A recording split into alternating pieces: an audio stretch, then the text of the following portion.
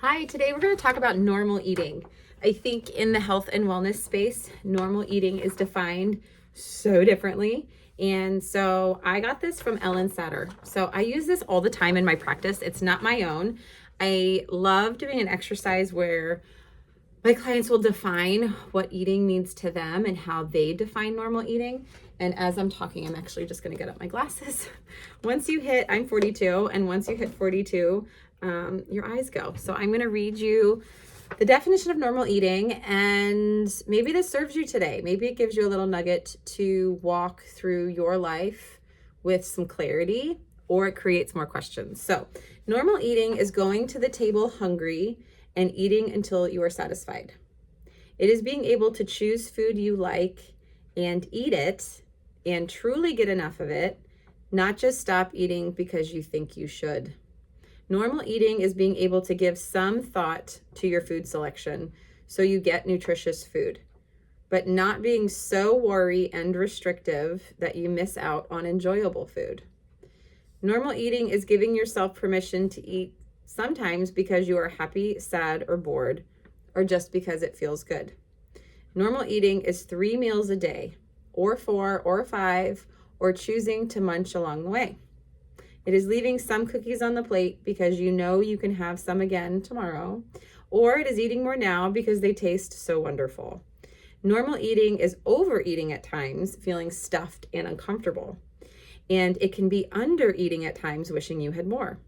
Normal eating is trusting your body to make up for your mistakes in eating. Normal eating takes up some of your time and attention, but keeps its place as only one important area of your life.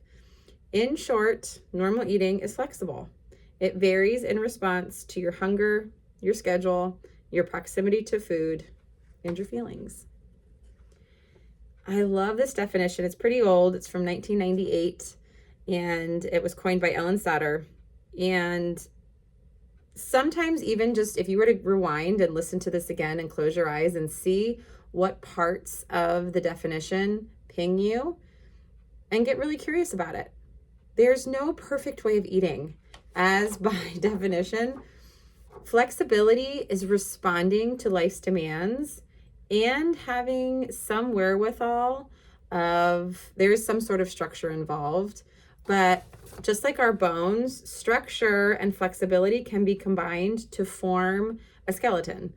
And sometimes the skeleton can be diseased, it doesn't work out very well, or they break, and then you adjust.